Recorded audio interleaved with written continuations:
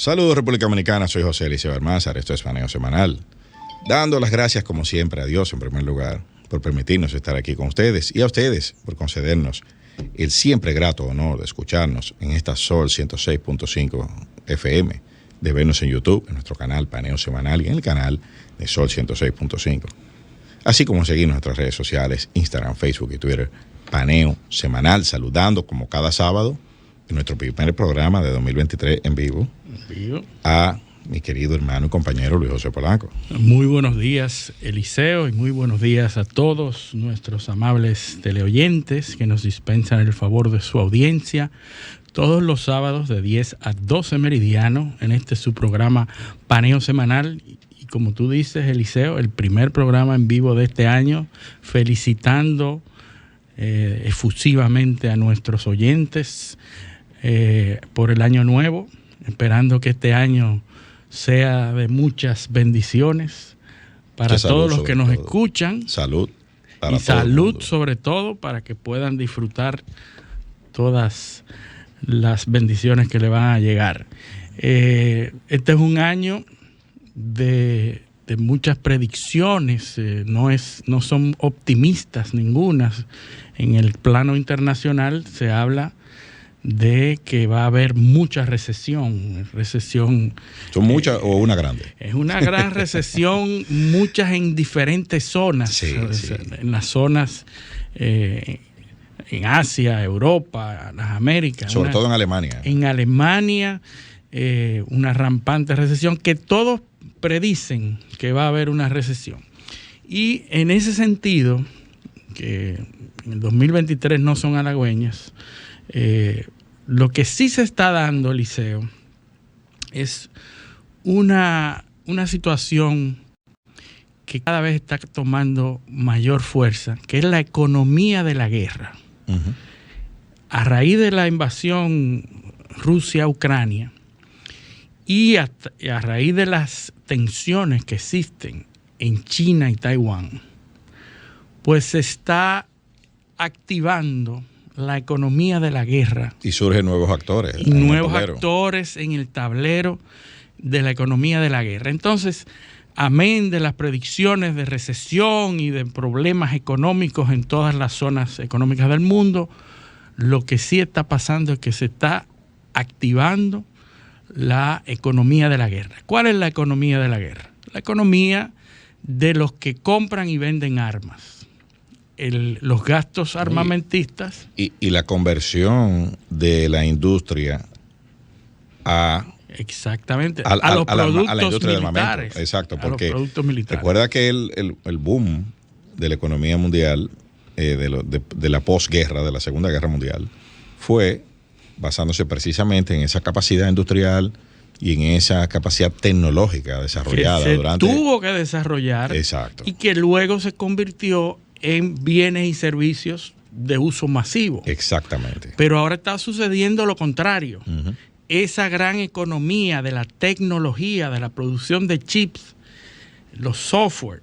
Y entonces lo que está haciendo es volcándose, girando hacia los productos militares que se están vendiendo. Uh-huh. Ya sabemos, la necesidad de Europa de armarse por la inestabilidad militar que existe a raíz de la guerra de Ucrania. A mí me parece que es una necesidad creada. Sí, como todo, porque... no es una necesidad es real, porque Rusia no me parece a mí... No, que tiene ningún otro interés. Exactamente, que tenga, sí, que sin tenga embargo, intenciones de... Todos esos países de Europa se han sentido en la misma posición de Ucrania, de manera ficticia, como tú dices, o de manera inducida. Es que los conflictos que hay en Europa son de carácter interno, Luis. Sí. El conflicto más fuerte con el que tienen que lidiar las potencias europeas, y me refiero específicamente el caso alemán, pero hay otros casos en Europa, es el extremismo político interno. Claro. Esa es la verdadera amenaza. Esa es la amenaza y eso no se resuelve con armas. No, así es así.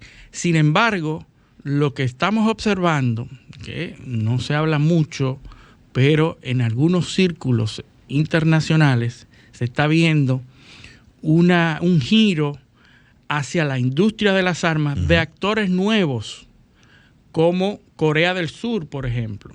Corea del Sur, un país altamente productor de bienes y servicios industrializados, y ahora se está convirtiendo en el cuarto exportador de armas del mundo. Ya sabemos que Estados Unidos, siendo el primero, China, Alemania, Francia, son países de primera línea. Sin embargo, Corea del Sur, que terminó en un sexto lugar en el mundo, el año que acaba de finalizar, terminó en cuarta posición exportadora de armas en el mundo entero. Y se entiende, porque Corea del Sur tiene una industria de alta tecnología, una industria que es capaz de producir en masa. Capaz de producir a tiempo.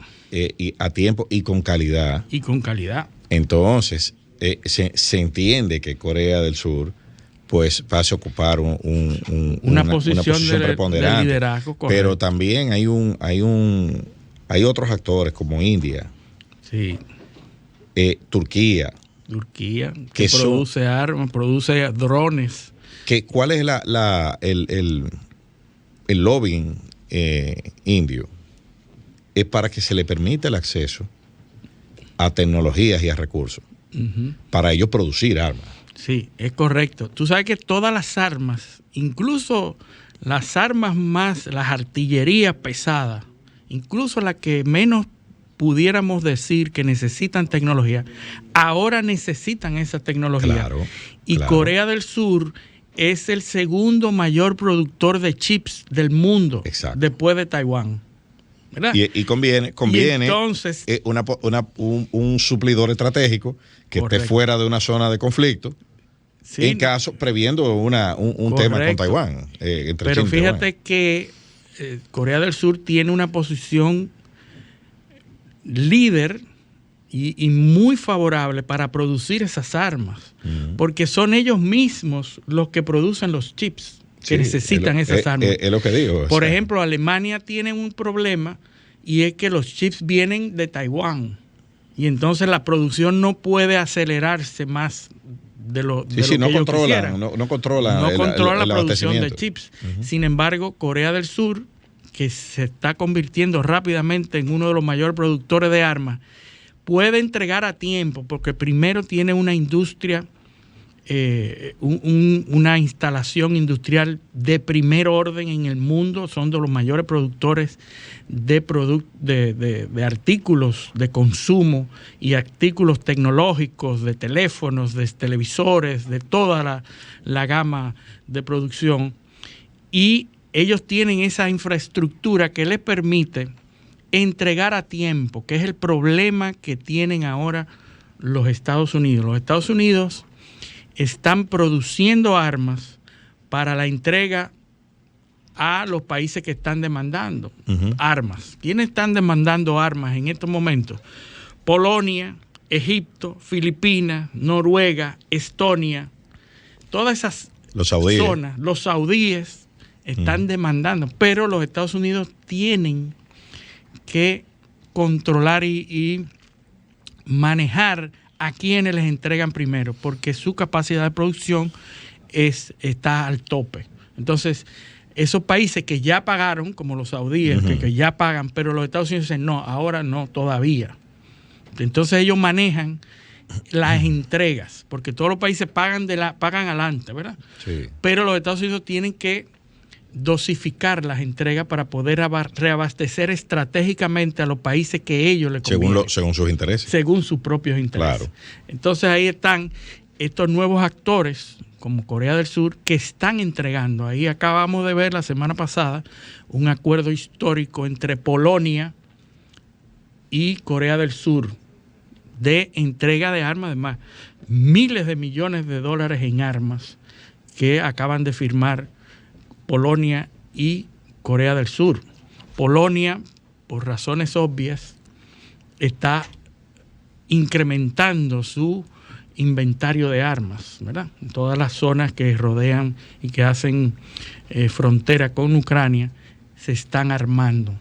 Los que producen armas pues no tienen ese problema, como Francia, que no hace frontera, pero están cerca, producen sus propias armas y están abastecidos localmente ellos para su propia defensa. Sí, Inglaterra. Inglaterra y todos esos países que producen, pero se está convirtiendo en un líder, Corea del Sur, de proveedor de armas a los demás países que tienen problemas, que están necesitando, que tú dirías, bueno, pero Filipinas, ¿qué necesita? Bueno, es un comprador de armas, está abasteciéndose de armas.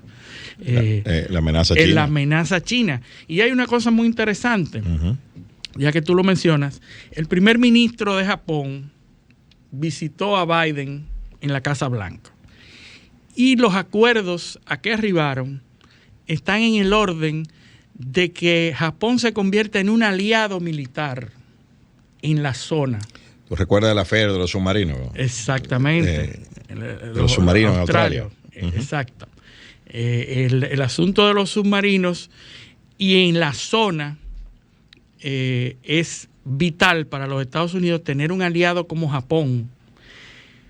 Que tú sabes por qué esa alianza en el Pacífico no se ha completado, consolidado. Es por un tema con India. Con India, así Porque por cuestiones culturales históricas, India no ha querido delegar, o sea, como atarse a un tratado o a un acuerdo internacional. Se ha mantenido independiente en cierta forma. Lo que pasa es que ahí todavía está el fantasma de la colonización. Sí, está muy vivo en el pueblo. Yo soy independiente, pero si tengo que elegir uno, no elijo al antiguo colonizador. No, y tampoco elijo delegar la capacidad de autodeterminar mi política exterior, ni mi política de defensa. Yo lo que quiero es que me dejen producir armas, y ese es el problema, que todavía no se ha generado un nivel de confianza, porque, o sea, entonces en Occidente se responde, pero te vamos a dejar producir armas y tú no vas a dejar que nosotros y tú no la vas te digamos lo que tú tienes que hacer. ¿Entiendes? O sea, el miedo en un país tan grande, con tan diverso, y que puede convertirse en un tema, amenaza, ¿no? En una amenaza. Correcto.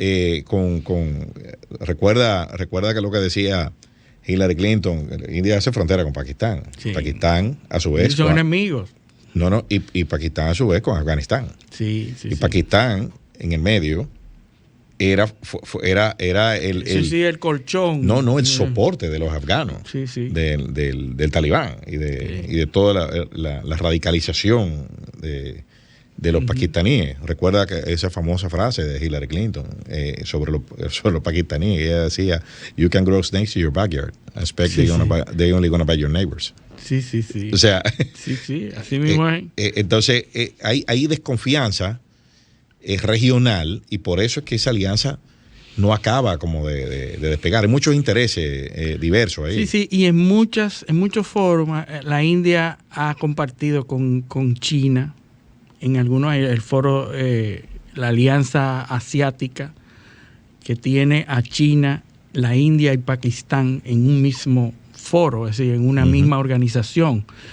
Es decir, no se confía mucho, ni hay mucha cercanía ni control sobre los indios. Tienen 3.000 millones de personas entre los dos. Así es. Entre China y la India. Lo que no pasa en Corea del Sur, que están completamente a las órdenes de los Estados Unidos. Ni en Japón tampoco. Ni en Japón ahora, que no tenía, después de la Segunda Guerra Mundial, no tenía esa tradición militar. De hecho, no tenía ejército hasta hace poco. Pero es que Estados Unidos tiene como 8 bases en Japón. Sí. O sea, eso, su base principal. Japón es un país ocupado militarmente por los Estados Unidos. Todavía. Y entonces, ahora se convierte en un aliado para proteger la zona de la amenaza china.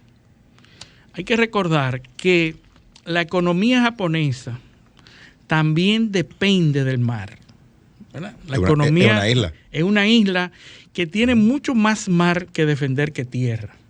Y sí que la economía entra por el mar. ¿No? Y que tiene un conflicto bélico, o un conflicto más bien internacional con Rusia.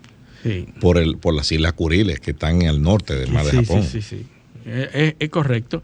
Es decir, que ellos no son... Tiene una amenaza ahí. Hay una amenaza y hay un enemigo natural en ese sitio. Entonces, lo que se está tratando de hacer con Japón es desarrollar la flota naval militar, algo que Japón le ha interesado porque asimismo le sirve para los intereses económicos internos para defender toda la zona de influencia por donde llega el comercio hacia Japón. Todo lo que en Japón se importa muchísimo, y el sitio más peligroso desde el punto de vista de los piratas, hay 2 puntos calientes en el mundo donde hay piratería y hay problemas, y son las rutas del estrecho de Osmar, en el cuerno, en el norte del cuerno de Somalia, y toda esa zona. Es el estrecho de Bab al-Mandeb. Bab al-Mandeb, y arriba en la península, en el Golfo Pérsico, creo que es Osmar, que se llama. Osmar. 2 estrechos. Los 2 estrechos, el del cuerno de Somalia, el que está al norte, y el más que rojo, está al norte, donde hace la Y. La Y. Y el que entra también al Golfo Pérsico, porque hay uno que entra hacia Irak, hacia Kuwait. No, pero ese está al este de la península arábiga. Es el estrecho de Hormuz. Hormuz. El estrecho de Hormuz. El estrecho de Hormuz, que lo controla Irán. En su parte este. Exacto. Y entonces de este lado está, creo que Omán, uno de esos países que está en el sur de la península arábiga. Fíjate que esa zona precisamente es el que más incidentes ha producido con flotas japonesas. Por ejemplo, el año pasado hubo un despliegue de fuerzas navales japonesas para custodiar embarques que iban con destino a Japón, embarques de petróleo. Recuerda que los chinos, del otro lado, en el estrecho de Mandeb, en el Mar Rojo, entre Arabia Saudita y la parte este de África, hay una gotica así como que se llama Djibouti. Djibouti, el puerto de Djibouti. Exacto, que es una base militar china. Bueno, es que era uno de los puertos más importantes de África, y ellos ayudaron a construir el puerto y tienen concesionado el puerto de Djibouti, y además tienen una base. ¿Tú sabes que es la única base militar china fuera de China? No sabía. Es la única. Bueno, fuera de China, en aguas que no se supone que son chinas, porque ellos tienen una base en una isla artificial en el mar de China, pero, que son aguas que están en disputa, que los chinos dicen que es de ellos. Pero eso, la razón de eso es que recuerda que el mar de China, en la parte suroeste del mar de China, es la entrada al estrecho de Malaca. Ese estrecho, por ahí pasa todo. Bueno, Malaca es precisamente el segundo sitio más peligroso donde más piratas navales hay en el mundo. La gente creería que son de las aguas más custodiadas del mundo. Las más custodiadas y las más peligrosas. Sí. O sea, los 2 puntos más calientes en el mundo para los buques mercantes son en la zona de Somalia, el norte de Somalia, que es el estrecho de Mandeb, y en la zona de Malaca. Ahí es que están. Entonces, se hace necesaria, todos los países que están por ahí necesitan una flota naval importante para custodiar que precisamente lo que más escasea ahora mismo, que es el petróleo. Claro. Lo que más necesitan, el gas.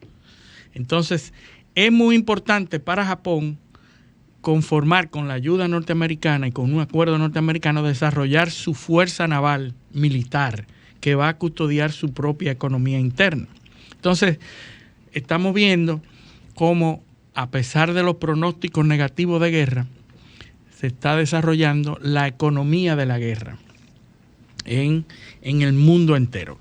¿Qué va a pasar ahí? Bueno, no sabemos y ya hemos dicho iba a ser antes, positivo o negativo. Ya hemos dicho antes que hay nuevos protagonistas, además de eso que tú estás planteando. En el plano, por ejemplo, energético, porque todo eso se mueve con energía. Con energía. Con petróleo, con gas natural, todo eso se mueve. Hay que, por energía nuclear u otras fuentes. Sí, sí. Pero hay que abastecerse de las fuentes que son más abundantes, más baratas y más fáciles de transportar. Y ahí que vienen entonces los nuevos líderes. Qatar, que son los que tienen todo el gas natural. Argelia, que se pudiera convertir en el segundo mayor productor. Argelia es la cisterna de gas de España. De España y del sur de Europa. Bueno, de España, porque los franceses no usan. Sí, no llegan los oleoductos, no llegan. No, los franceses tienen bloqueado los gasos, o sea, han bloqueado la construcción de gasoductos por su territorio. Por un tema de intereses. Pues los franceses producen energía nuclear. Sí. Entonces, ellos lo que quisieran están apostando a la energía nuclear. No, y ellos lo que quisieran es poderle vender energía a los volverse exportadores de energía con la capacidad nuclear instalada que tienen. Entonces, por eso van a bloquear cualquier iniciativa que les represente una competencia a ese lobbying poderosísimo de la industria nuclear francesa. Entonces, ¿quién queda en el sur de Europa? Bueno, Italia. Pero Italia está buscando abastecerse también con alguna fuente africana, ¿no? Como los argelinos, que puede ser. Sí, naval también, sí, a través del mar.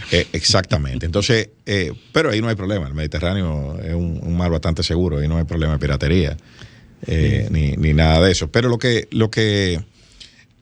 sea, todo esto, pues estamos como poniendo en un tablero. ¿Cuáles serán las noticias familiares? O sea, lo que uno va a oír mucho en este 2023, o debería escuchar mucho. Sí. Y van a hacer este tipo de cosas.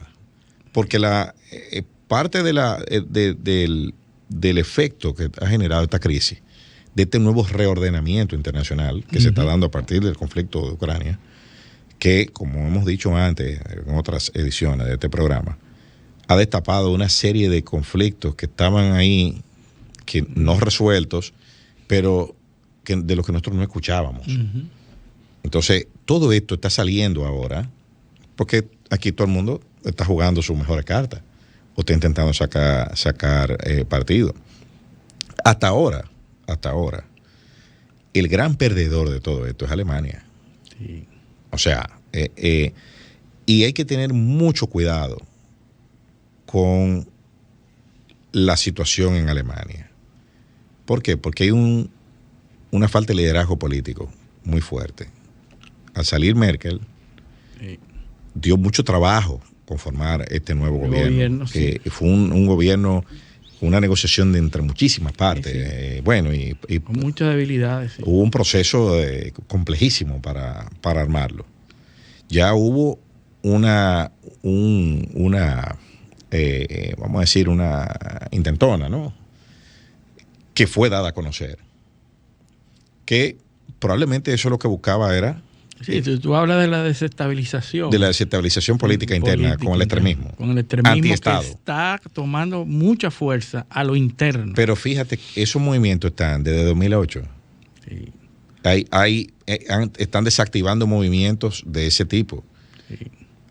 ¿Qué es lo que pasa ahora? Bueno, que ahora tú necesitas la construcción de un enemigo. O sea, para tú poder comprar gobernabilidad, tú tienes que construir un enemigo.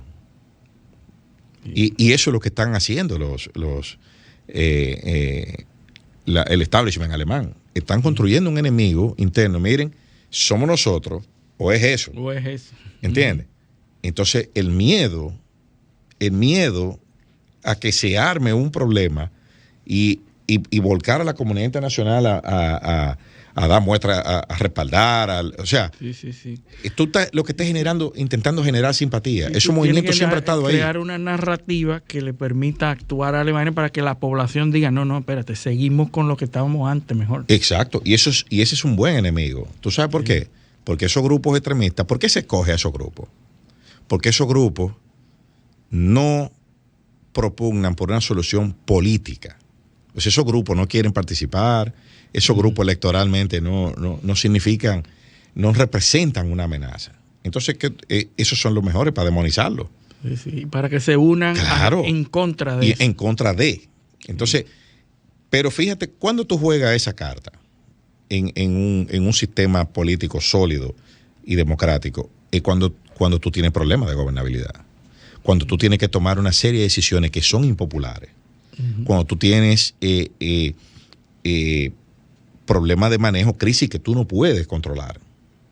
No sé, cuando tú ves, por ejemplo, las órdenes, tanto a la industria alemana, los pedidos, cuando tú ves cómo las gráficas, cómo los pedidos domésticos y los pedidos internacionales de productos de la industria alemana, cómo tú ves esa demanda, cómo se ha caído, y la tendencia que lleva, que es hacia abajo. Claro, objeto de preocupación.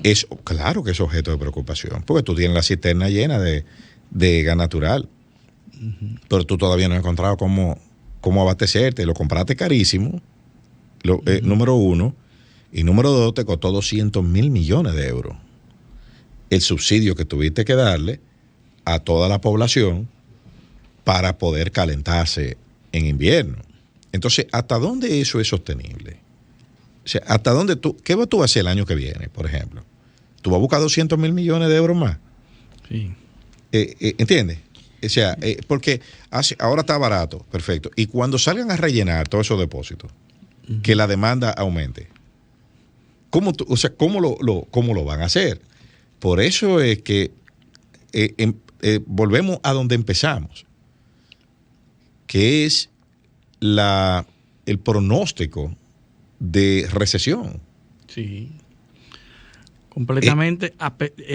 Y a eso súmale la estrategia que están tomando los gobiernos, sobre todo las potencias mundiales, de paliar la crisis con impresión de dinero. Claro. Le están imprimiendo dinero y oí un informe de que se habían impreso 35 trillones de dólares en moneda que no están respaldadas.